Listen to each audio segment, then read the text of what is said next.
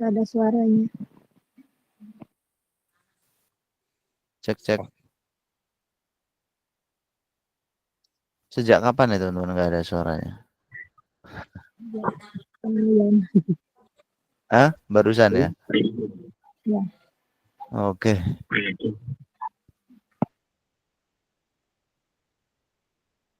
Ya jadi eh kalau kalam khobari itu bisa dinilai benar apa namanya bohongnya.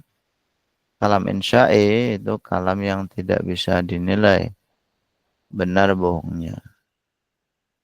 Untuk lebih jelasnya nanti ada pembahasannya sendiri. Apakah ada yang ditanyakan teman-teman silakan. Belum. kalau insya itu bukannya karangan atau gimana?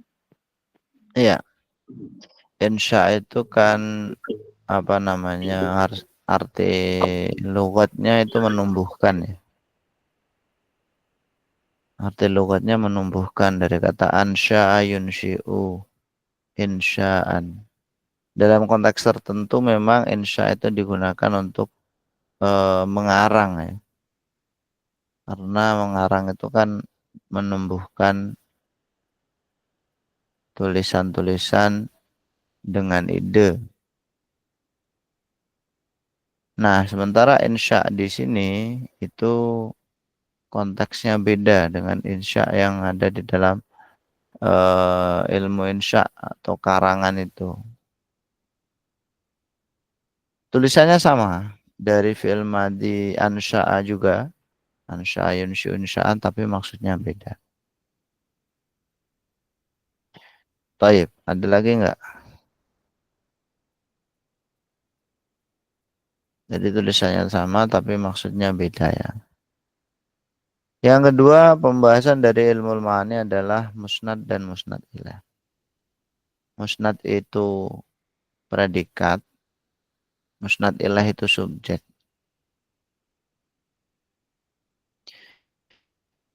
Kalimat dalam bahasa Arab terbentuk dari jumlah ismiyah dan jumlah fi'liyah. Dan baik jumlah ismiyah maupun jumlah fi'liyah itu pasti tersusun oleh musnad dan musnad ilah. Musnad itu predikat, musnad ilah itu subjek. Contohnya qoma Muhammadun, Muhammadun qaimun. Kata Muhammadun ini disebut dengan musnad ilah. Musnad ilah subjek. Kalau diartikan juga musnad ilah ini adalah sesuatu yang disandari hukum tertentu. Muhammadun disandari qoma dan qaimun. Hukum berdiri. Sedangkan qaimun dan qoma ini adalah musnad. Hukum yang disandarkan. Hukum yang disandarkan. Kalau musnad ilah sesuatu yang disandari hukum. Nah, musnad dan musnad ilah ini merupakan salah satu pembahasan ilmu ma'ani karena hmm, kadang kita menemukan toh yang namanya musnad ilah atau subjek pekerjaan itu berbentuk makrifat, kadang berbentuk nakiroh, kadang dia berada di awal kalimat, kadang berada di akhir, kadang dia disifati, kadang enggak, dan seterusnya. Nah, keadaan musnad dan musnad ilah yang bermacam-macam inilah yang nanti juga dibahas di dalam ilmu ma'ani. Musnad ilah kadang berupa nama, berupa isim yang ada alnya, berupa isim mausul, berupa isim isyarah, berupa isim yang dimudhofkan. Nah, kenapa? Kalau nama, musnad ilah berupa nama apa? Apa fungsinya, apa tujuannya? Kalau musnad ilah berupa domir, apa tujuannya? Musnad ilah berupa isyarah, apa tujuan maknanya? Nah, itu semuanya dibahas di ilmu ma'ani. Itu. Musnad misalkan, Kadang musnad itu berupa isim, kayak Muhammadun Qaimun. Kenapa musnad menggunakan isim? Apa tujuannya? Kadang menggunakan fiil, koma Muhammadun. Kenapa menggunakan koma? Apa tujuannya? Nah, itu nanti semua dibahas di dalam pembahasan namanya isnad khobari. Penyandaran yang bersifat khobari, kalam khobar. Karena kebanyakan ya itu berada di dalam khobar, kalam khobar. Meskipun nggak hanya dalam kalam khobar ya, kalam insya kan juga ada musnad dan musnad ilahnya gitu. Misalkan nanti ketika kita bahas apa namanya kalam insya itu ada eh, misalkan amr, nahi, istifham. Apakah fi'il amr yang merupakan salah satu bentuk dari amr itu selalu menunjukkan perintah? Apakah istifham selalu menunjukkan pertanyaan? Apakah nahi selalu menunjukkan larangan? Jawabnya tidak. Kadang bisa bergeser maknanya.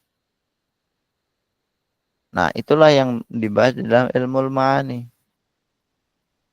Yang dengan ilmu ma'ani nanti kita dapat sedikit mengetahui mukjizat Al-Quran dari segi lugatnya. Itu. Bahwa Al-Quran itu diturunkan dalam bahasa Arab dengan bentuk kalimat-kalimat tertentu itu ada maksudnya. Nggak sembarangan. Qul huwallahu ahad. Allahus samad. Allahu as-samadu. Allahu mubtada. Musnad ilah. As-samadu khobar musnad. Kenapa musnadnya ada al? Apa alasannya? Nah inilah yang menjadi pembahasan ilmu ma'ani. Jadi alasan-alasan itu loh. Oke, gitu teman-teman ya. Untuk lebih jelasnya nanti akan dibahas di babnya tersendiri. Misalkanlah kayak di surat Al-Fatihah. Bismillahirrahmanirrahim. Alhamdulillahirabbil alamin arrahmanirrahim maliki yaumiddin. Itu kan domir kalau ditinjau dari segi domirnya kan goib terus itu kan. Kemudian tiba-tiba berubah iyakah dari goib kita menyebut Allah dia dan tiba-tiba iyakah hanya kepadamu. Nah, perubahan tuh dari goib ke mukhatab. Nah, itu ada maksud dari segi balaghahnya. Iyyaka na'budu. Kenapa enggak na'budu iyyaka? Itu juga ada maksud balaghahnya. Yang itu dibahas dalam ilmu ma'ani. Yang ketiga ijaz, musyawah dan itnab. Ijaz itu kalam yang ringkas, yang maknanya luas. Kalam ringkas, maknanya luas. Musyawah, kalam yang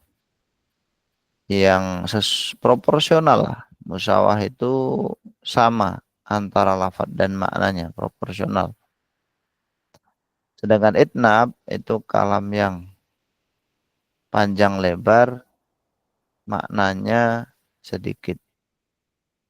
Kalamnya panjang, maknanya sedikit. Ijaz kalimat yang ringkas, musyaungkapan yang setara, itnab kalimat yang bertele-tele. Ya, meskipun kalau dianggap bertele-tele juga kurang pas ya. Bertele-tele itu kan kayak nggak ada faedahnya gitu kan. Itnab itu nanti ada pembagiannya. Ada yang bertele-tele, ada yang enggak. Yang perlu kita hindari ini yang bertele-tele. Adapun itnab yang tidak bertele-tele itu juga digunakan dalam Al-Quran. Jadi ya itu tadi yang pas ijaz itu kata yang kalimat yang ringkas maknanya luas. Musawah itu kalimat yang proporsional sedang antara lafaz dan maknanya sama. Kalau itnab itu kalimat yang panjang tapi maknanya sedikit. Makna atau maksudnya itu sebenarnya sama, tapi kalimatnya itu panjang gitu, teman-teman. Contoh ijaz ala lahul khalqu wal amru.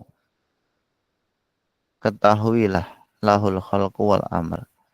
Baginya itu al khalqu ciptaan, penciptaan atau ciptaan wal amru dan perintah. Ini kalam ijaz karena eh, al khalqu wal amru ini mencakup banyak hal.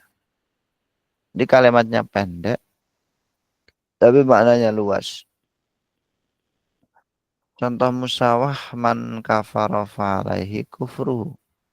Contoh itnab qala rabbi inni wahanal admu minni wasta'ala ra'si wasta'ala ra'su ya syaiban.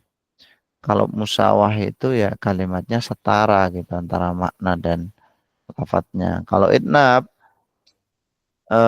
maksudnya sama, maknanya sama, tapi kayak diperjelas-perjelas gitu teman-teman. Dia berkata, Rabbi wahai Tuhanku, ini wahanal atmu sesungguhnya tulangku ini sudah lemah. Wahanal atmu minni. Masta'ala ra'su syaibah. Dan kepalaku ini telah merata ubannya. Nah antara wahanal atmu minni dan ista'ala ra'su syaibah ya. Masta'ala ra'si ya. Ra'si ini kok gini tulisannya. Kayak yang benar ada yaknya ya. Ista'ala ra'si. Ista'ala ra'su. Sebentar. Kita cek dulu di ayatnya ya. Ista'ala. Syaiba. Heeh. Iya, warak wasta'ala ra'su ya kan betul ya. Ra'su ya bukan ra'si. Fa'il. Jadi antara ini wahanal atmu minni dan wasta'ala ra'su syaiban itu maksudnya kan sama. Memang secara sekilas itu kan artinya beda. Yang satu tulangnya lemah, yang satu kepalanya beruban. Tapi maksudnya kan sama, sama-sama sudah sepuh, udah tua gitu kan. Ini adalah contoh apa? Fitnah. Jadi kita bakalan Oke. Nah, ini pembahasan yang ketiga daripada ilmu ma'ani. Ijaz, musawah, dan itnab. Yang keempat, pembahasan yang keempat dari ilmu ma'ani adalah qasr atau al-qasru. Gaya bahasa pengkhususan, membatasi. Nah, qasr itu kan sebenarnya memendekkan ya kan. Wa ma yakhda'una illa anfusahum wa ma yash'urun. Tidaklah mereka itu menipu illa anfusahum kecuali hanya kepada diri mereka sendiri wa ma yash'urun. Sedangkan mereka tidak merasakan.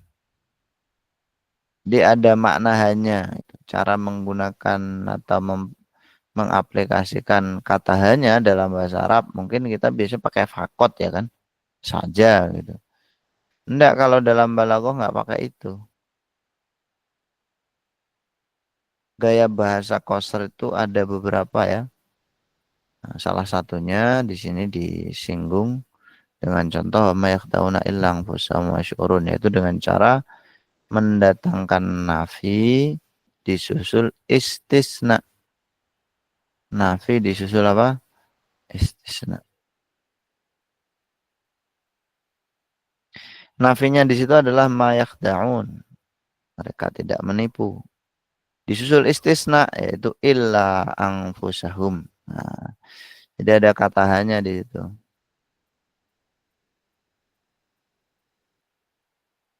Nanti ada beberapa metode ya yang digunakan dalam qasar, yang jelas ada pembahasannya sendiri. Seperti innama yakhsyallaha min ibadil ulama, atau dengan takdim, mendahulukan sesuatu yang biasanya di akhir, seperti mendahulukan maf'ul bih, nah, termasuk qasar juga. Dan yang terakhir, saya selesaikan dulu ya. Fasol dan wasol. Wasol yang artinya memisah, wasol artinya menyambungkan. Maksudnya apa? Belum geser ya di situ ya. Sebentar. Maksudnya fasol itu adalah tidak mengatofkan. Sedangkan wasol itu mengatofkan. Jadi kalau ada kalimat diatofkan kepada kalimat sebelumnya itu namanya wasol. Sedangkan fasol atau al-faslu itu kalimat yang tidak diatofkan kepada kalimat sebelumnya. Yudabbirul amro yufassilul ayat. Dia itu yang mengatur al-amr, perintah, urusan, yufassilul ayat, yang menjelaskan, mentafsil ayat, tanda-tanda. Nah, antara yudabbir al-amr dan yufassilul ayat ini tidak diatofkan dengan wawu. Di sendiri-sendiri gitu kalimatnya. Yudabbirul amr, yufassilul ayat.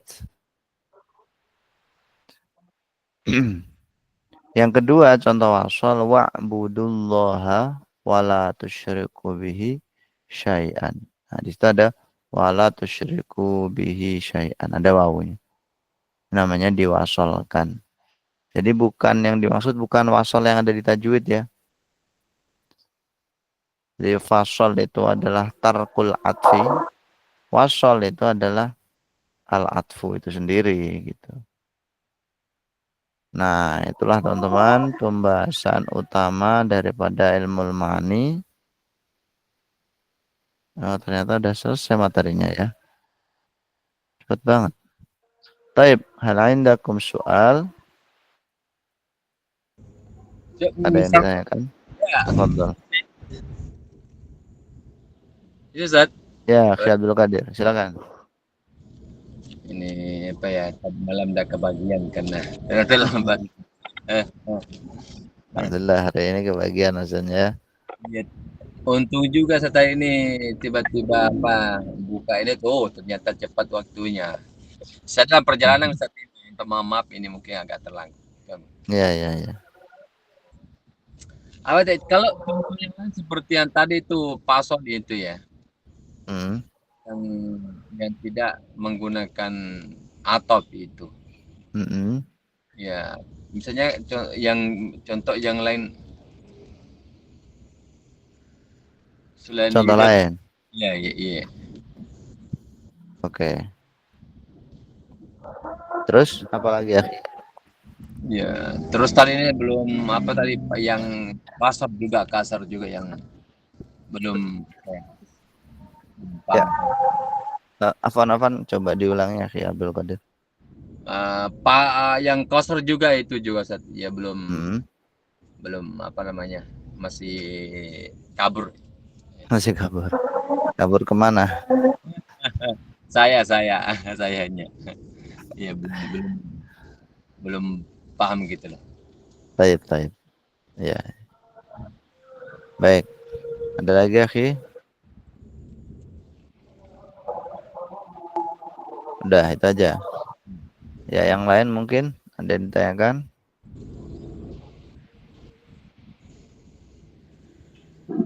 Dalam balaghah ya, OTW gimana?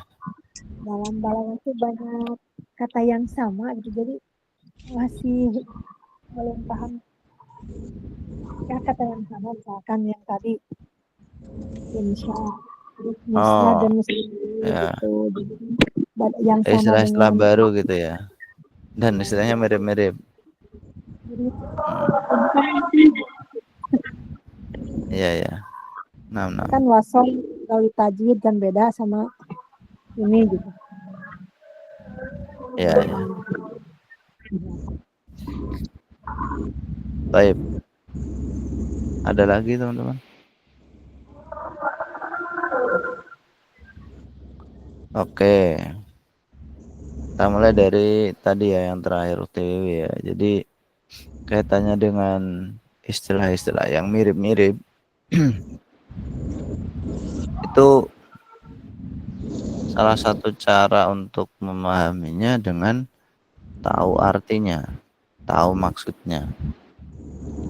Kalau cuma dihafalkan secara ininya apa namanya luarnya, nggak ngerti maksudnya atau artinya, itu nanti akan lama. Difahami apa yang dimaksud oleh musnad, musnad ilaih, kemudian insya yang ada di sini itu apa gitu. Memang istilahnya sama tapi maksudnya berbeda. Kemudian terkait dengan qasr ya. Qasr itu kalau bahasa guru saya adalah menghanyakan. Bermakna hanya gitu. Cara menghanyakan, membatasi itu ada beberapa metode. Salah satunya adalah dengan nafi yang disusul oleh istisna. Wa ma yakhda'una illa anfusahum. Ma nafi illa itu istisna. Tidaklah mereka menipu kecuali hanya kepada mereka sendiri. Ada hanyanya gitu. Setelah illa itu loh.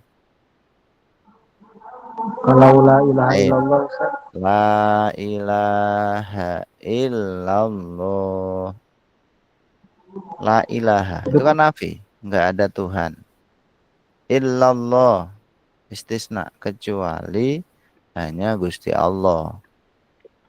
Jadi apa namanya qasr itu menghanyakan, membatasi.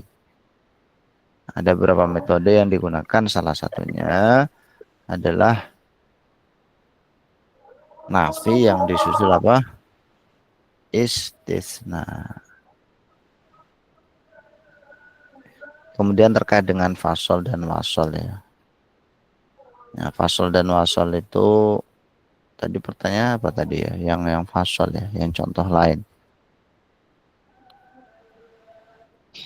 Kita perlu memahami dulu apa itu wasol dan fasol.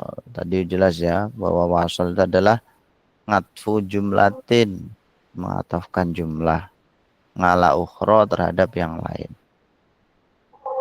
Sedangkan fasol itu adalah tarku atfil jumlah, tidak mengatafkan jumlah kepada jumlah lain. Dan ngatofnya ini khusus dengan wawu saja. Itu khusus dengan wawu, tidak dengan huruf atof lainnya. Jadi wasol dan wasol ini kaitannya dengan wawu aja. Nah, tadi yang ditanyakan apa? Contoh lain dari fasol.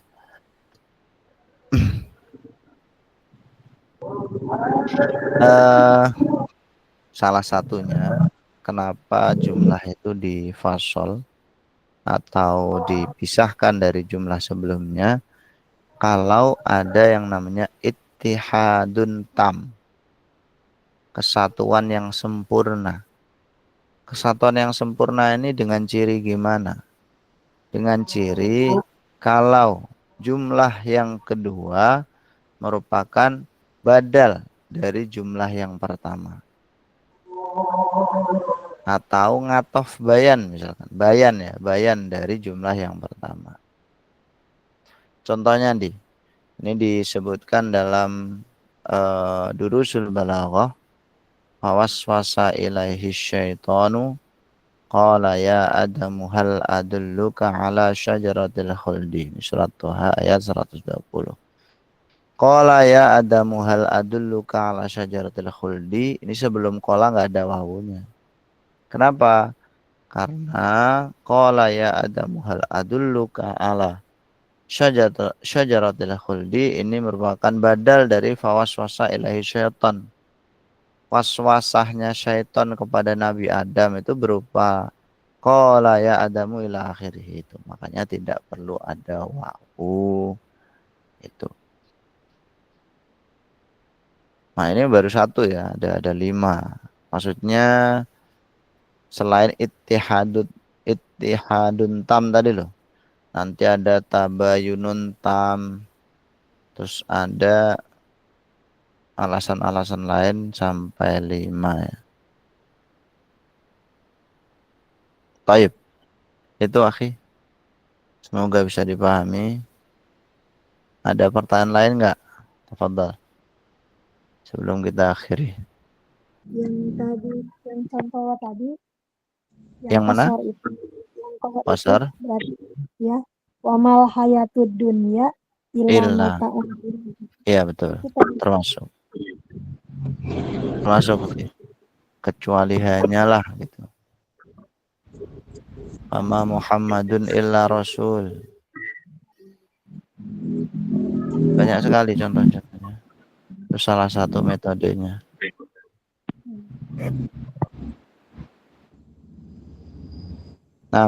Ada pertanyaan lain? Atau cukup?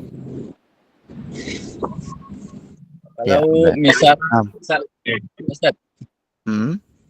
kalau misalkan surah Al-Ikhlas itu masuk di mana dia posisinya itu? Yang apa? Paling masuk di apa ya?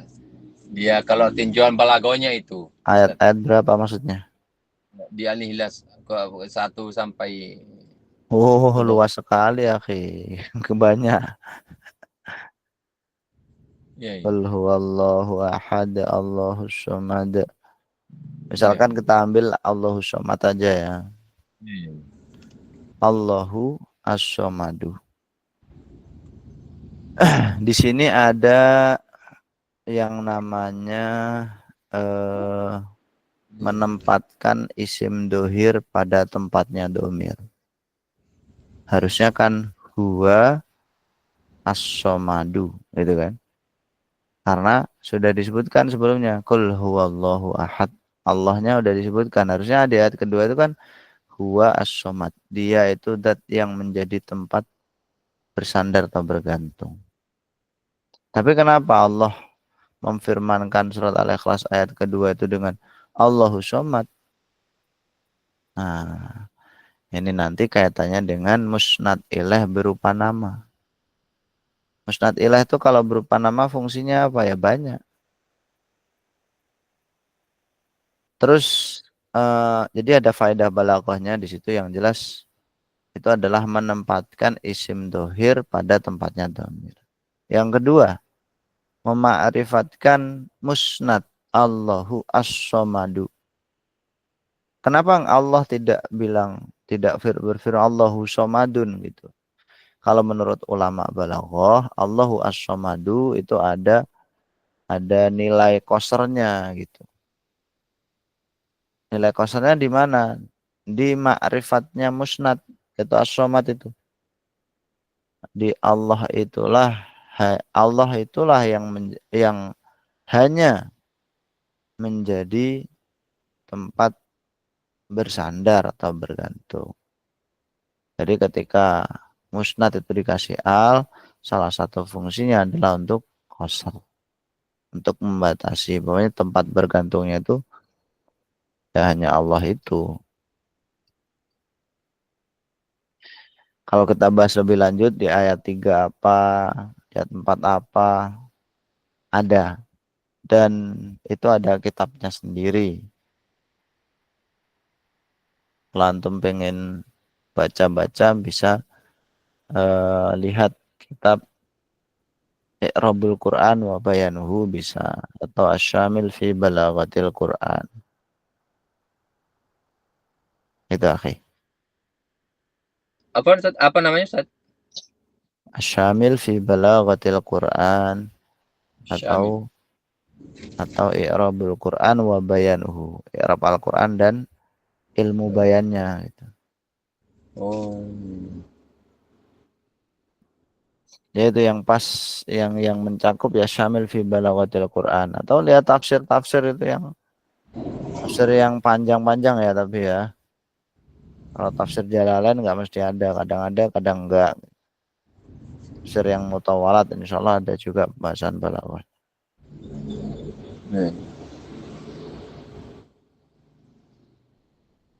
Saya kira cukup teman-teman, semoga bermanfaat. Insyaallah kita lanjut besok ya. Wa iyyakum. Terima kasih banyak teman semuanya. Kita akhiri alhamdulillahirabbil alamin. Subhanakallahumma bihamdika